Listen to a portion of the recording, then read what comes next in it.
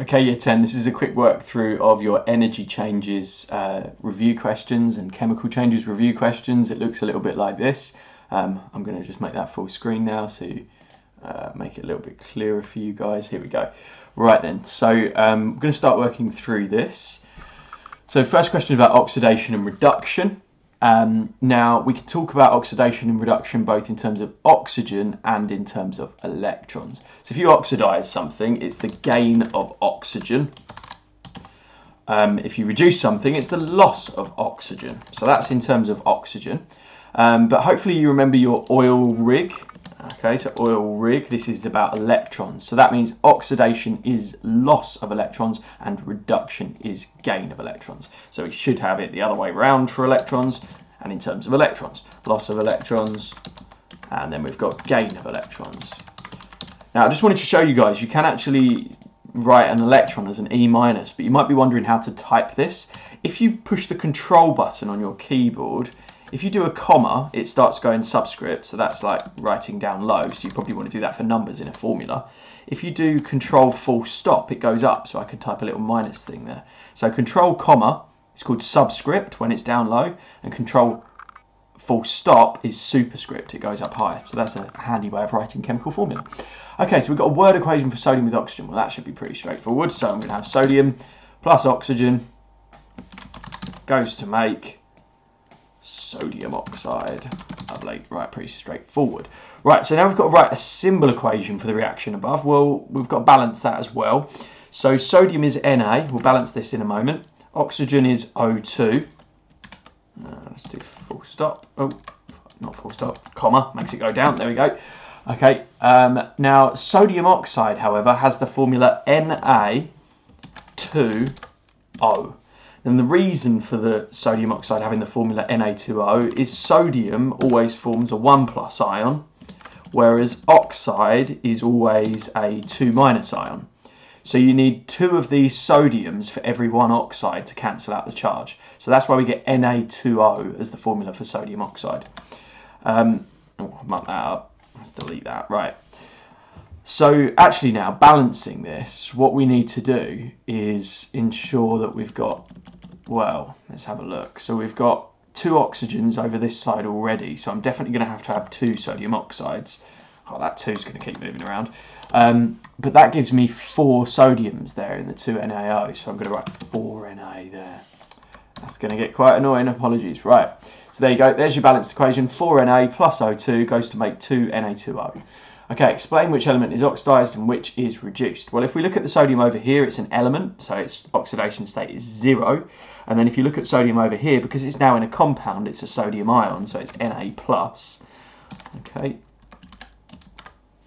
So actually, if it's gone from 0 to Na+, it must have lost electrons, so therefore we can say that the sodium has been oxidized.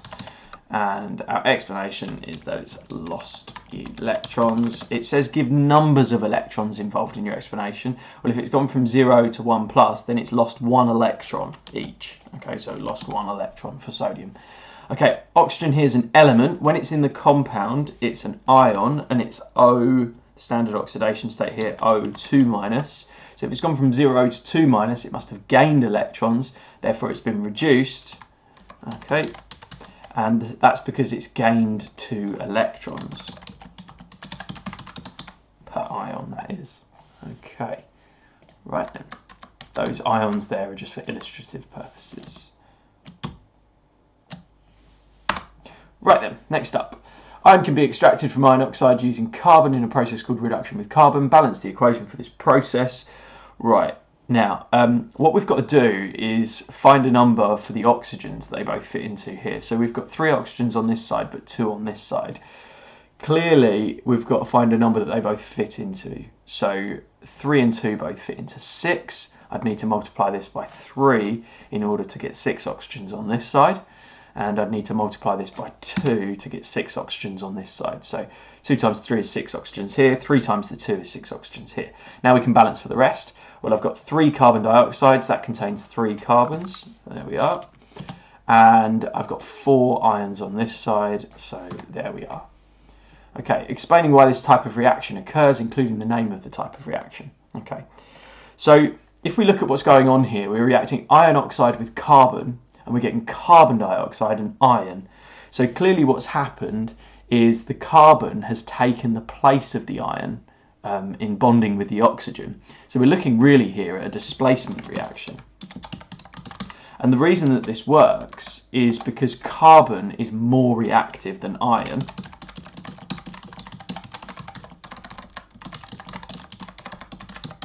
And therefore carbon is able to displace iron.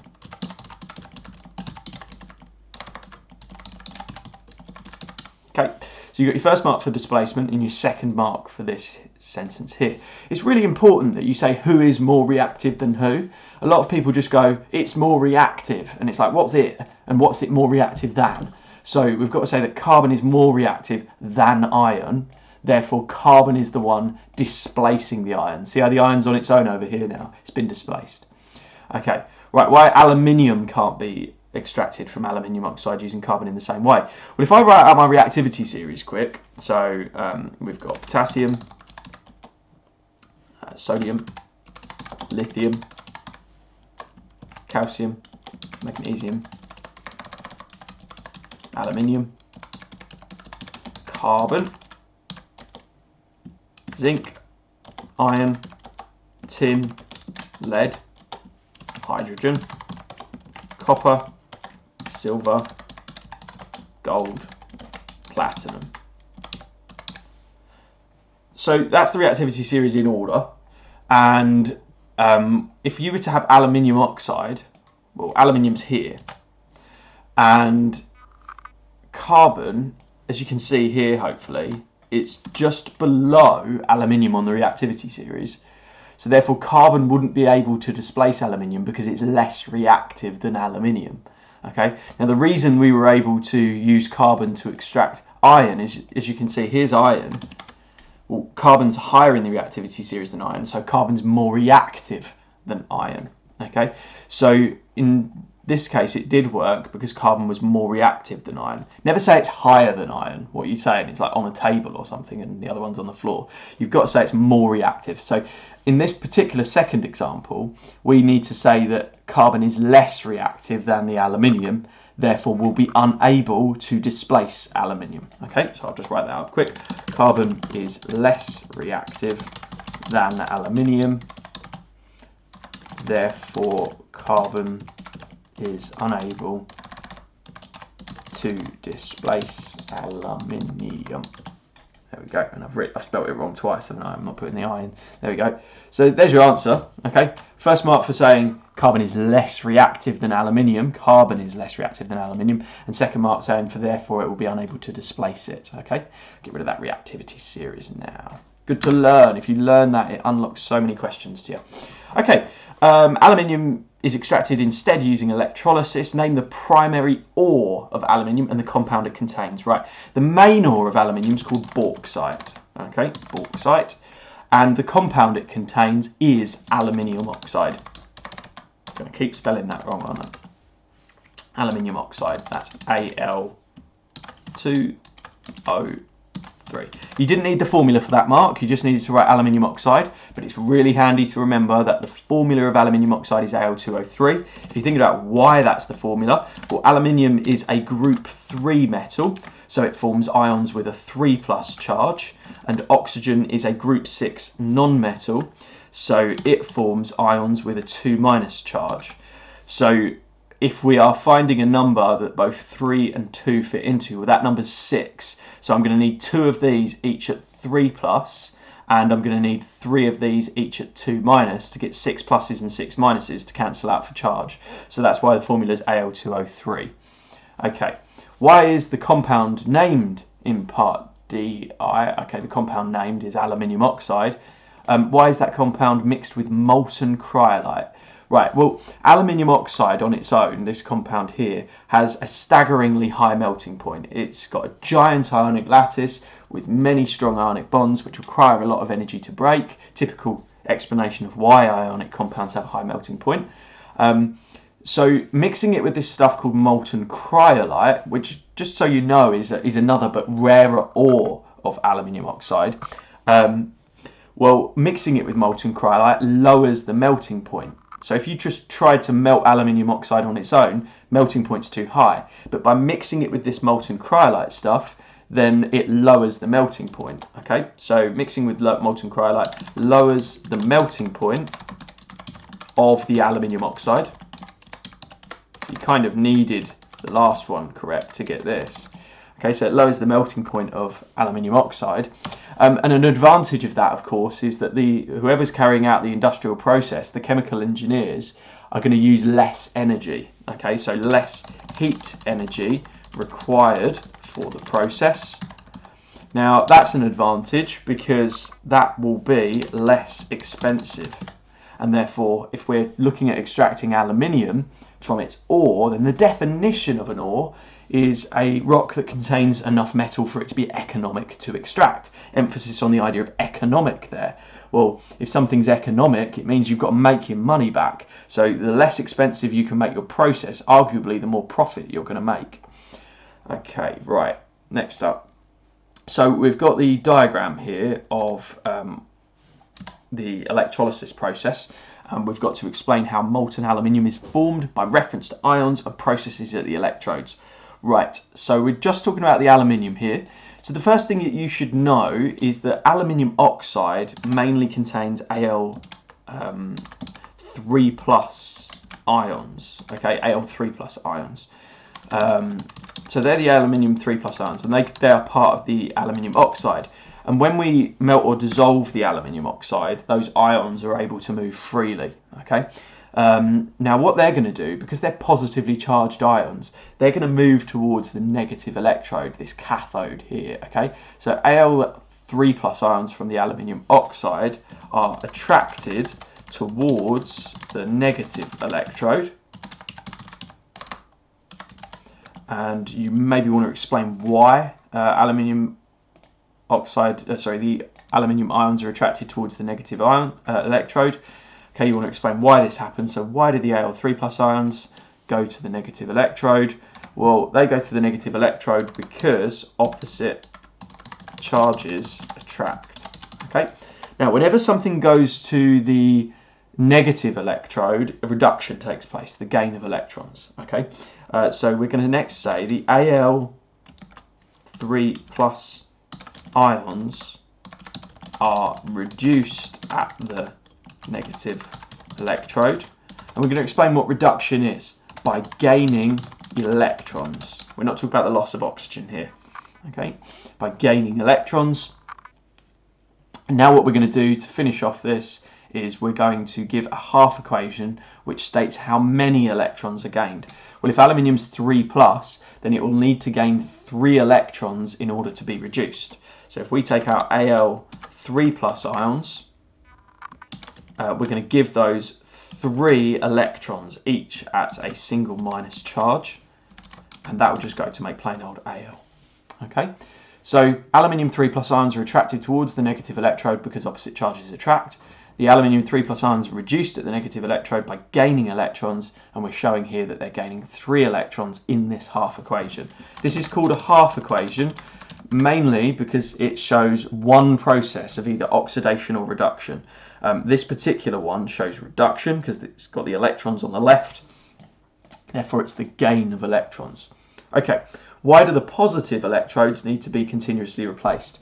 Well, if we think about the negative electrode to start with, the negative electrode attracted positive ions towards it.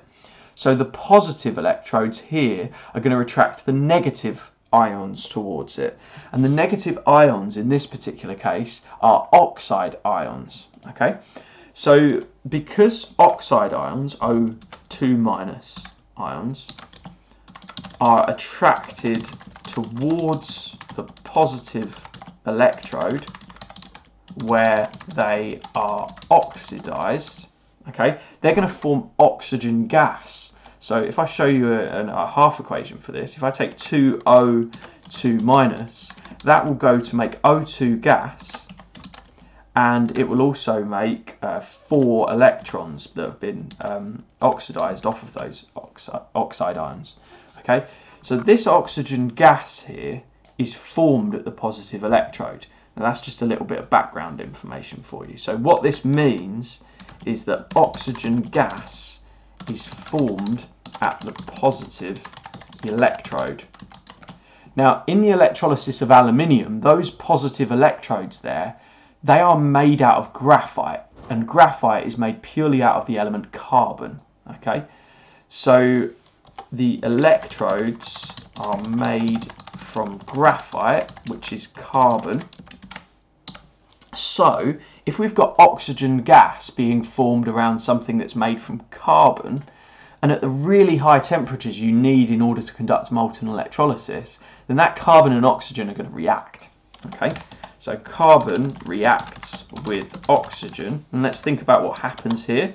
Well, carbon plus oxygen is going to make carbon dioxide. Okay, or we could write an equation for that: C plus O2, other way around, comma, there we go, control comma, goes to make CO, control comma, 2, there we are. If you're wondering how I get an arrow, by the way, next to the 0 button on your keyboard, there's a little dash symbol. If you just push that twice, and then on the full stop button, there's like a forwards arrow. If I push that, then as soon as I let go and push spacebar, it turns it into an arrow, which is really handy. And if you do that the other way around, you get a backwards arrow.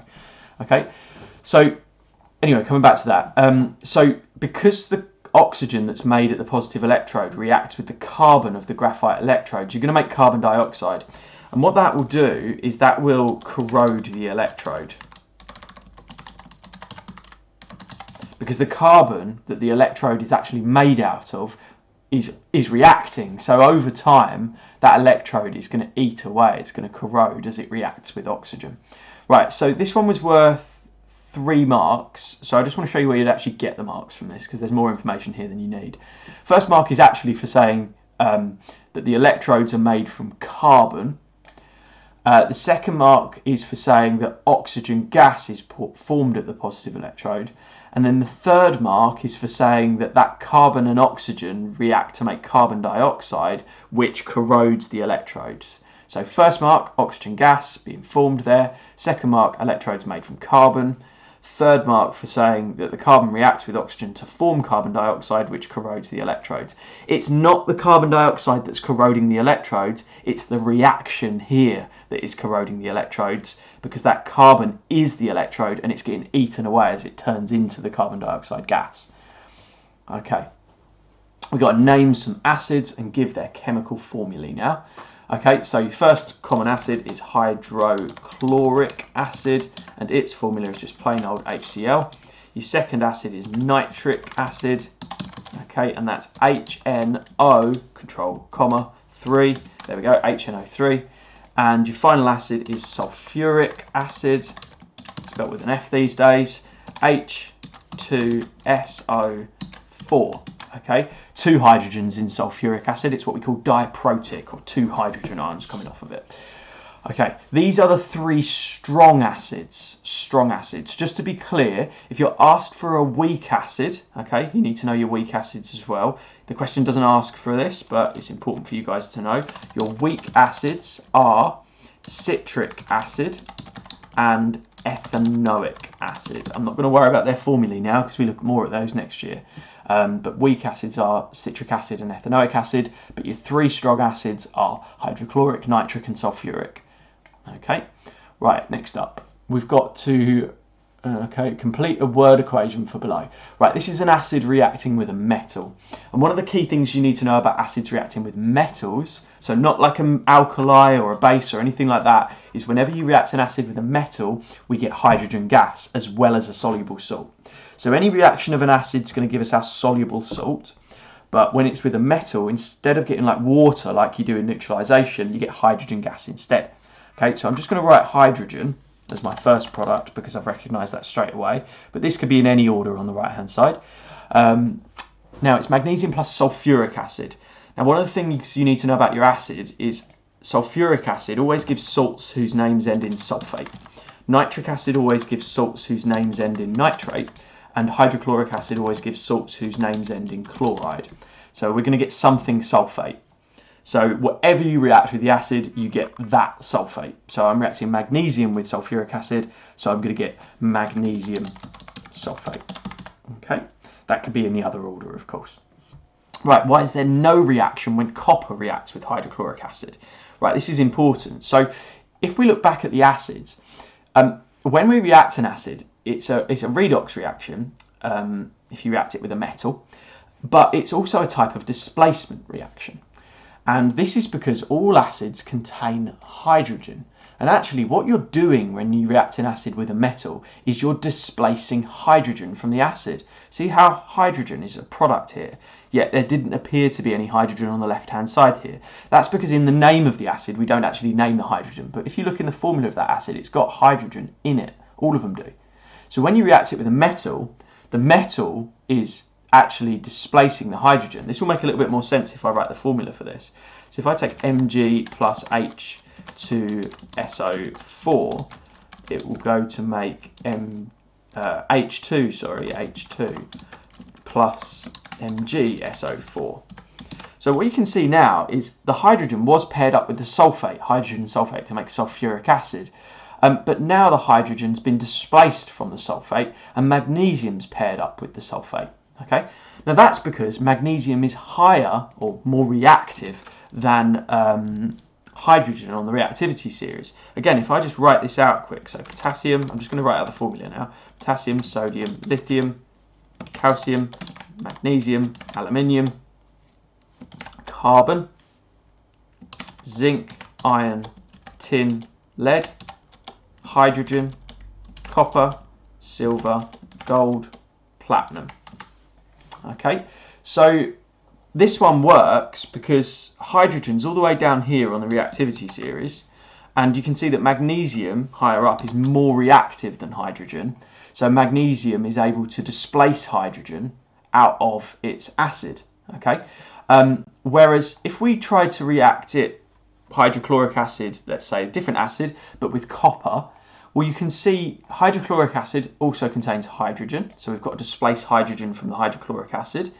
But we can see that copper is actually less reactive than hydrogen, so copper won't be able to displace hydrogen from the acid. So that's as simple as the answer. Okay, so copper is less reactive than hydrogen. Remember that all acids contain hydrogen. So that hydrogen's from the acid.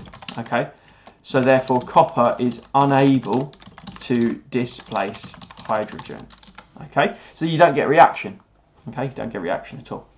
Alright, so the reaction of acids with metals produces a gas. Name this gas and the test for it. Right, okay, so name a gas, hopefully you should know this straight away, is hydrogen. Okay, now the test for hydrogen, please don't call the test a squeaky pop test. It's not. That's the result of the test. The test for hydrogen is actually a lit splint, and the result of that test is a squeaky pop. Okay, so if you insert a lit splint into a test tube containing hydrogen, you will get a squeaky pop sound as the result. Okay, acids can also react with bases in neutralization reactions. Name the two types of base in the given examples. Okay, sodium hydroxide. Right, I just want to highlight then quickly the names of the two types of base. So anything that ends in hydroxide is an alkali. Now the reason it's an alkali is because it's a water-soluble base. So you could dissolve that base in water to make a basic or alkaline solution that you could then go ahead and neutralize an acid with. If the formula is a carbonate or an oxide, so metal carbonate or metal oxide, you can't make solutions of these ones. They are what we call insoluble bases. So they'll still neutralize an acid, except you won't be able to make a solution of them. They'll only dissolve directly when you put them as a powder into the acid. Okay, so alkali don't dissolve in water, insoluble bases do. The way you can spot an alkali is its name or formula has hydroxide or OH in it, and insoluble bases, the way we can spot them is its name or its formula has carbonate, CO3, or oxide, O in it. Okay, right, whenever we react a carbonate with an acid, this is special, okay, so carbonate is CO3, the first thing you're going to get is carbon dioxide gas, okay. Now you're also going to get water because it's a neutralization reaction, and then we're going to name our soluble salt. So as I said earlier, hydrochloric acid always gives you chlorides, so we need to make sure that we get something chloride, and because we've got calcium carbonate, it'll be calcium chloride. Okay, complete and balance the symbol equation for the reaction above. So we've got to do calcium carbonate. Now my order here might be a little bit different, so I've just got to double check this. So calcium carbonate was given previously to you. You should know it's CaCO3, and that is a solid because it's an insoluble base. We reacted it with hydrochloric acid, so you should remember that that's HCl, and that's aqueous because it's a solution. And I'm going to balance this in a minute. Now, one of these products is aqueous. So if I look at these products here, I've got carbon dioxide, water, and calcium chloride. I've got to know which one's dissolved in water. Okay. Now, water is not going to be aqueous because you're not going to have water dissolved in water. Water dissolved in water is liquid water. So I'm going to put that one in straight away. H2O is our liquid. Oh, wrong button. There we go. H2O is our liquid water. Okay. Next up, we've got a gas. Well, clearly that's going to be carbon dioxide, CO2. So the thing that's aqueous is our soluble salt or our calcium chloride there. So I'm going to go for CaCl. Right. Now this is important. Calcium chloride is not CaCl. Calcium chloride is CaCl2. And there's a reason for this. Calcium is group 2, so it forms 2+ ions. Chloride is group 7, or chlorine is group 7, so it forms 1- ions. So you're going to need 2 negative chlorides to cancel out the 2 positive charge of a single calcium ion. So you get CaCl2. So that means we've got 2 chlorides on the right and only 1 on the left. So I'm going to have to put a 2 here. So there's your balanced equation. You get 1 mark here for the correct formulae. You get a 2nd mark for balancing for the hydrogen chloride or hydrochloric acid and the calcium chloride. Okay, next up, describe a method of producing pure dry crystals of copper nitrate using a named metal oxide and a named acid. So I'm making something nitrate, so I'm going to have to use nitric acid. And I've got to name a metal oxide I could react with nitric acid to make copper nitrate. So something plus nitric acid, well, I've got to therefore have copper oxide. Okay, so there's my metal oxide, there's my acid. So copper oxide plus nitric acid will go to make copper nitrate plus water. Okay, we've got to describe a method of doing it now. So hopefully you remember this method. So what I'm going to do is I'm going to heat a beaker filled with nitric acid atop a Bunsen burner. I'm probably going to want to put a fixed volume of the acid in there as well. So I'm going to say transfer any volume you've gone for. I'm going to go for 25 centimetres cubed. Okay, transfer 25 centimetres cubed of nitric acid to a beaker using a measuring cylinder. How did I measure that 25 centimetres cubed? I used a measuring cylinder. Okay, I'm then going to heat this acid atop a Bunsen burner on a tripod. Okay, so above a Bunsen burner on a tripod. Okay, and then what I'm going to do is add spatulas of the copper oxide and stir, and I'm going to keep adding excess copper oxide, so keep adding more and more spatulas until no more can dissolve. Now the point at which no more copper oxide will dissolve is because the copper oxide's in excess, okay, and that means all the acid has been neutralized. So there's more copper oxide in terms of moles than is needed to react with the acid that we've got there. But then what we're going to be left with is a load of that solid in excess floating around, contaminating the copper nitrate product there. So I'm going to filter the excess copper oxide off, okay, and that will leave me with a filtrate solution, okay, and then I'm going to crystallize the filtrate in an evaporating basin slowly. Okay, now to do that slowly, I need to, by heating it slowly above a beaker filled with water. Okay, so the reason you need to crystallize it slowly is you get bigger crystals basically. If you crystallize it too quick, you end up cracking your evaporating basin because it gets shocked by the heat. And also, the slower you crystallize something, the bigger the crystals you're going to get. Okay, right, so there's our method there. Right, okay, we're going to take a quick break. I'd recommend you to do the same. and then I'm going to come back to this video in a little bit of time. Okay, thanks very much, guys.